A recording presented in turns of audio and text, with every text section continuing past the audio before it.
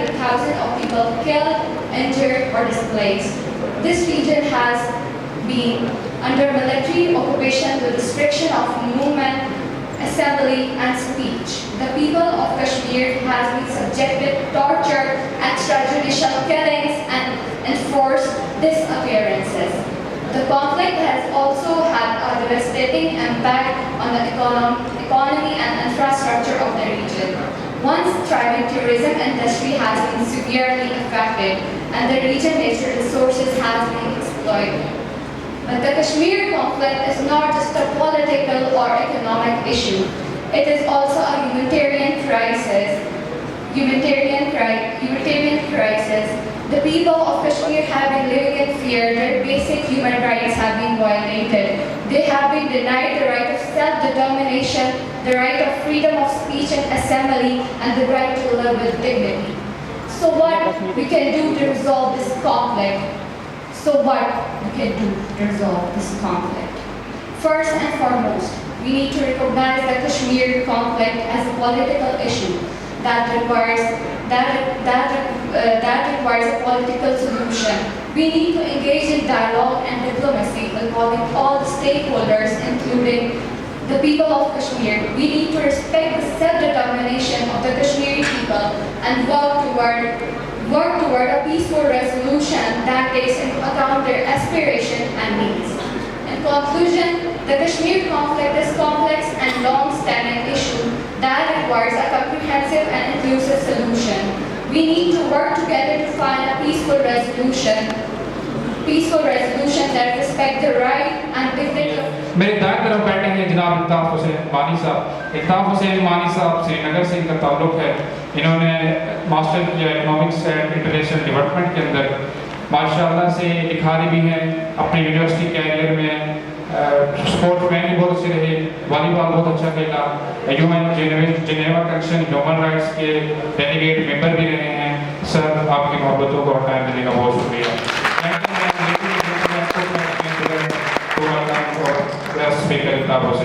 میرے دائیں جانب بیٹھے ہیں بائی پروفیشن فزیشین ہیں جناب ڈاکٹر مجاہد گیلانی صاحب. مجاہد گیلانی صاحب کا تعلق بھی سری نگر سے ہے اور یہ پاکستان میں ایجوکیشن حاصل کی اور ابھی اسلام آباد میں یہ فزیشین کے فرائض سر انجام دے رہے ہیں. اس کے ساتھ یہ یوتھ الائنس کے فاؤنڈر ممبر بھی ہیں اور ہر سیاسی اور سماجی شخصیت جو کشمیر کا اس کو لے کر یہاں پہ سنجیدہ ہیں, ان کی شخصیت سے ضرور واقف ہیں.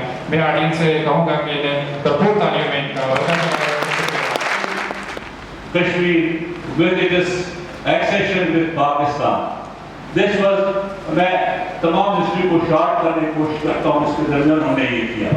تو یہ جہاں پر پہنچ کر یہاں سے لینڈ کرتا ہے یہ مسئلہ, جہاں ڈویژن ہوتا ہے, پھر ڈویژن کے بعد چونکہ ہندوستان اور پاکستان جیسے میں نے کہا کہ قائد اعظم بھی کشمیر میں گئے, ہندوستان کی لیڈرشپ کشمیر میں آئی, and everybody wanted کشمیر ان کے ساتھ ہو.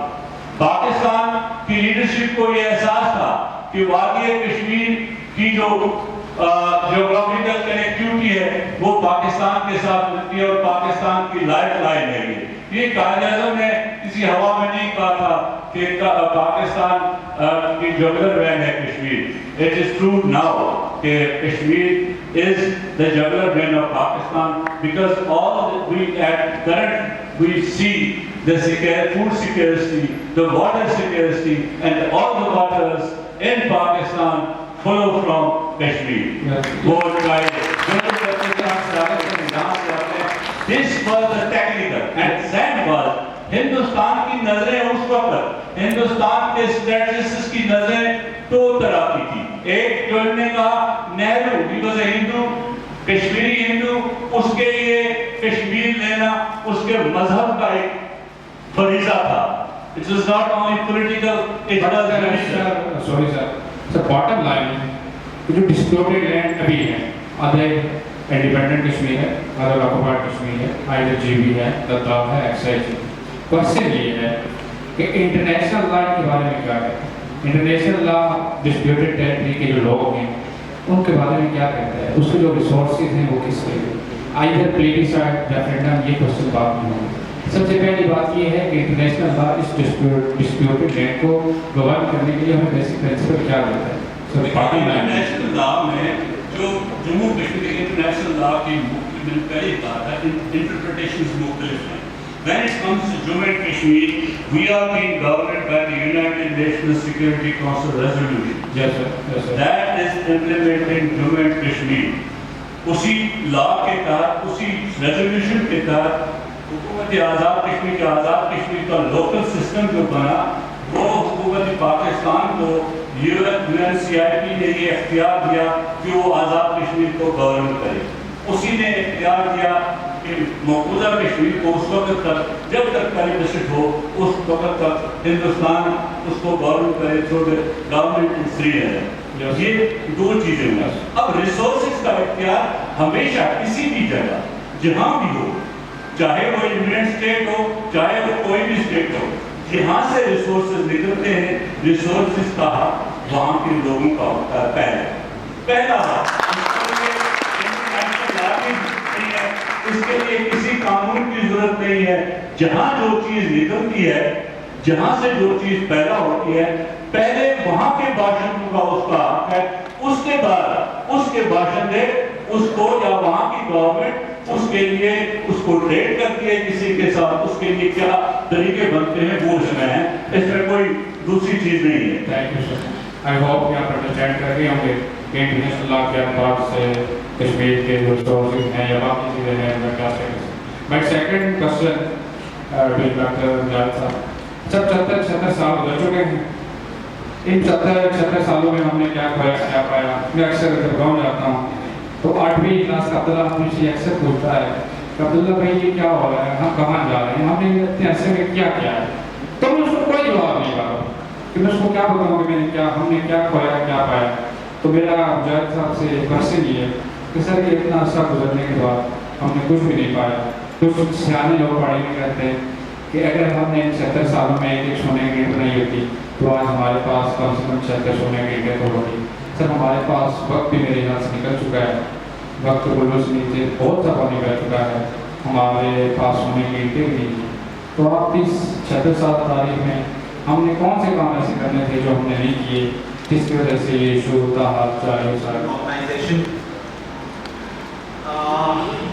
یہ سوال پہلی دفعہ نہیں کیا گیا اور حقیقتاً شاید کیونکہ میرا تعلق مقبوضہ جموں اور کشمیر سے ہے, سری نگر سے ہے اور ایک ایسے خاندان سے ہے جو اگر شاید شکایت کرنے پہ آئے تو اس وقت بوانگ گوہر اور سب سے زیادہ شکایتوں کا انبار میرا اور یہاں کچھ اور جو میرے ساتھی ہیں بیٹھے ان کا ہو سکتا ہے. لیکن ان پچھلے 75-76 سالوں میں گزشتہ بالخصوص 30 سالوں کے اندر تقریباً 30 سے زیادہ ہی ہو گیا, مقبوضہ جموں اور کشمیر کے حوالے سے اگر بالخصوص بات کی جائے تو وہاں پہ ہماری ہیومن کاسٹ, وہاں پہ ہماری جو انسانی قیمت اس تحریک آزادی کشمیر کی رہی ہے وہ بہت زیادہ رہی. ہماری جو چیپٹر آف ڈیوائڈیڈ فیملیز ہے کہ ایک خاندان لائن آف کنٹرول کے اس پار ہے اور ایک خاندان لائن آف کنٹرول کے اس پار ہے, یہ بھی ہماری ایک ایموشنل بیگیج رہا ہے. ان تمام چیزوں کے علاوہ یہاں آزاد کشمیر کے اندر بھی قسمتی سے شاید ہم وہ سارا کچھ حاصل نہیں کر سکے جو اس پار رہنے والے ہمیشہ اپنی نظروں سے اس جگہ کو ایک بیس کیمپ کی صورت میں دیکھا کرتے ہیں.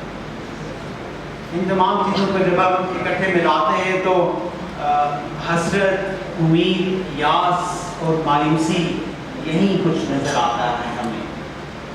لیکن پھر اسی چیز کو دیکھتے اور سوچتے ہوئے میں یہ کہتا ہوں کہ پاکستان کو یا برصغیر پاک و ہند کو جب آپ دیکھتے ہیں تو 1857 میں جنگ آزادی ہوئی اور اس کے بعد کم از کم 90 سال لگ گئے 1947 14 اگست کو آتے آپ. قوموں کی تاریخ, قوموں کی زندگیاں فقط کچھ سالوں, فقط کچھ دہائیوں میں معیت نہیں ہوتی ہیں. قوموں کی تحریک آزادی کو شاید کئی سال چلتی. اور 1857 تو اس لیے بتا رہا ہوں کہ پاکستان اسٹڈیز کی کتاب میں نے یہ تاریخ پڑھی, یہ سال پڑھا. اس سے پہلے سلطان ٹیپو شہید کی بات کریں, اس سے پہلے کی بھی بات کریں تو پھر تحریک آزادی پاکستان کی کس تاریخ سے چل رہی ہے. مقبوضہ جموں و کشمیر میں لوگ کم از کم ایک کلیئر ڈیسٹینیشن کے ساتھ، انہیں پتا ہے کہ ان کی منزل کیا ہے، وہ جانتے ہیں کہ یہ رستہ کٹھن ہے، اس رستے میں اگر کہیں پہ بھائی شہید ہوگا تو شاید بہن جو ہے وہ کسی نہ کسی ہندوستانی چھاونی میں قید ہو، شاید وہاں کا جو معصوم چھوٹا بچہ ہے اس کو پیلٹ گنوں سے نابینا کر دیا جائے اور باپ مسنگ پرسنز میں شامل ہو چکا ہوگا، لیکن اس کے باوجود وہ یہ جانتے ہیں کہ ان کی منزل آزادی ہے، وہ یہ جانتے ہیں کہ انہیں ہندوستان سے چھٹکارا چاہیے۔ تو یہ جو ویژن اور ڈیسٹینیشن کی کلیئرٹی ہوتی ہے یہ آپ کی منزل تک آپ کو پہنچا ہی دیتی ہے، چاہے اس منزل تک پہنچتے ہوئے سفر کرتے کرتے آپ کو 70-75 سال ہو چکے ہیں۔ ہاں ایک مختصر سی بات جس پہ میں اپنی بات ختم کرتا ہوں، وہ آپ لوگ، وہ میں یہاں بیٹھے عبداللہ، سر پیشہ بیس کیمپ والوں کی طرف ہے، ہم سب کشمیری ہیں، کشمیری ہیں تو ایک شناخت باہر کیف کشمیری ہونے کی ضرور ہے۔ میں اسلام آباد میں ہوں، میں ڈاکٹر ہوں، ایک کنسلٹنٹ ہوں، ایک اسپیشلسٹ ڈاکٹر ہوں، اور آپ سب بھی انشاءاللہ تعالیٰ بہت جلد کسی ایسی جگہ، کسی ایسی پوسٹ اور ڈیزگنیشن پہ ہوں گے جہاں پہ آپ فخر سے کہہ سکتے ہیں کہ ہاں بھائی میں بھی کچھ ہوں، میرے دستخط سے بھی کچھ ہوتا۔ تو اس وقت یہ مت بھول جائیے کہ آپ کشمیری ہیں، اس وقت یہ مت بھول جائیے گا کہ شاید مقبوضہ جموں و کشمیر سے آنے والا وہ طالب علم جو اس وقت آپ کی یونیورسٹی میں اس وقت زیر تعلیم ہے، اس کو شاید آپ کے اسی دستخط کے ساتھ کوئی سہولت مل جائے، کوئی آسانی مل جائے۔ یہ ایک اسفیئر ہے، ایک ایسا سرکل ہے جس کے اندر رہتے ہوئے آپ کچھ بہت زیادہ بھی نہ کر لیں، لیکن کم از کم اپنے کشمیری بھائیوں کی مدد اس طرح سے ضرور کر سکتے ہیں۔ پڑھیں، کشمیر کے بارے میں جانیں، سمجھیں، اور جب وقت آتا ہے تو پھر کشمیر کو بھول مت جائیں۔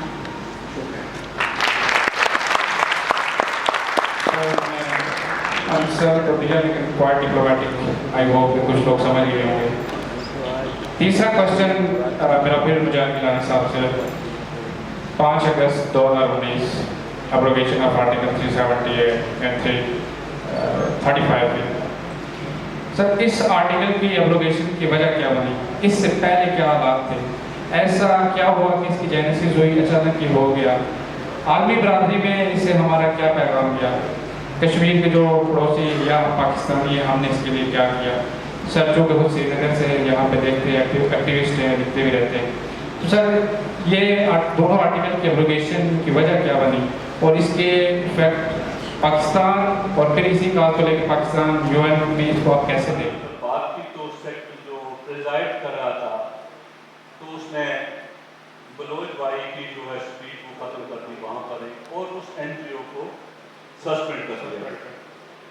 وہ تو باہر میں کیا لیکن اس وقت اس کی اسپیچ ختم کر دی، سیکرٹری پر جو سیکرٹری جو مینیج کرتا ہے سیکرٹری وہ دوڑ کر میرے تو اس کے بعد میری باری تھی بولنے کی، کیونکہ ہماری عادت ہے ہم بار بار ایک لفظ میں 3 دفعہ بولتے ہیں انڈین آکوپائڈ کشمیر، تو اس نے مجھے کہا کہ بھائی آپ نہیں بول رہے انڈین آکوپائڈ کشمیر، کیا آپ کو بھی روکے گا پریزیڈنٹ؟ میں نے کہا جی آپ جب نقشہ دیکھ کر آؤ، نقشہ دیکھ کر آ کر یون کا نقشہ دیکھیں، وہ دیکھ کر آ کر مجھے بتائیں، میں بتا سکتا ہوں یا نہیں بتا سکتا ہوں، لیکن میں پڑھوں گا۔ میں نے پڑھا، میں آج تک پڑھ رہا ہوں، میری این جی او کو کسی نے نہیں بتایا۔ دس از دا لیگل، میں کہتا ہوں یہ لیگلٹی ہے اس کی، یہ اس میں سے نکال دیں پھر اس میں رہتا کچھ نہیں ہے۔ اس لیگلٹی کی بنیاد پر یا جو بھی ہے پاکستان میری مدد کرتا ہے یا پاکستان کو اپنی غرض ہے یا پاکستان کو اپنا مقاصد ہے یا جو بھی ہے، I am able to travel to the world on this passport Kashmir کا کاز پلیٹ کرنے کے۔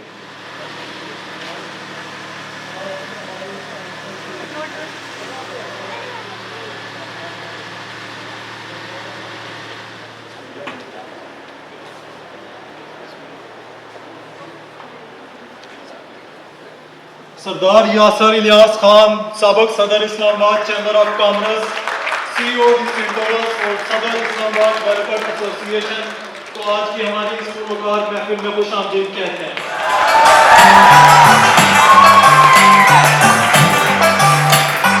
آپ کی بڑھور تالیوں میں